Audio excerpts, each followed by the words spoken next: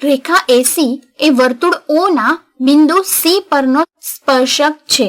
આમ રેખા એસી આ છે વર્તુળ ઓ ના બિંદુ સી પરનો સ્પર્શક છે. તો રેખાખંડ એસી ની લંબાઈ શું થશે?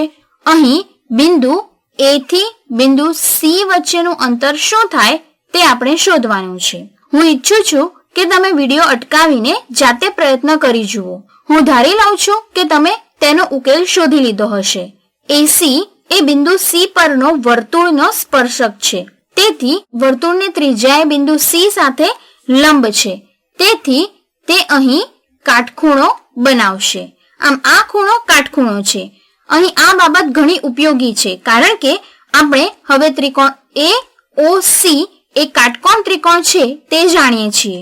જો આપણી પાસે કાટકોણ ત્રિકોણ હોય અને તેની બે બાજુઓના માપ આપણે જાણતા હોઈએ તો ત્રીજી બાજુનું માપ શોધી શકાય છે, અને તે માટે આપણે પાયથાગોરસના પ્રમેયનો ઉપયોગ કરી શકીએ છીએ. હવે અહીં જુઓ કે આપણને OC નું માપ આપેલું છે, પરંતુ આપણે OA ની લંબાઈ જાણતા નથી. આપણને ફક્ત AB નું માપ જ અહીં આપ્યું છે, જે 2 છે. પરંતુ કદાચ તમને જોઈને અંદાજ આવી જશે કે OB એ એક ત્રિજ્યા છે. તે વર્તુળ પરની કોઈ પણ ત્રિજ્યાના માપની જ હશે. તેથી આ માપ પણ 3 જ થશે. તેથી ત્રિકોણના કર્ણનું માપ થશે 2 + 3 5. આમ આપણે રેખાખંડ OA નું માપ શોધ્યું, જે છે 5. હવે આપણે રેખાખંડ AC નું માપ શોધવાનું છે. ધારો કે રેખાખંડ AC ની લંબાઈ x છે. માટે પાયથાગોરસના પ્રમેય અનુસાર x² વત્તા આ બાજુનો વર્ગ એટલે કે 3² બરાબર કર્ણનો વર્ગ, જે 5 છે. તેથી 5².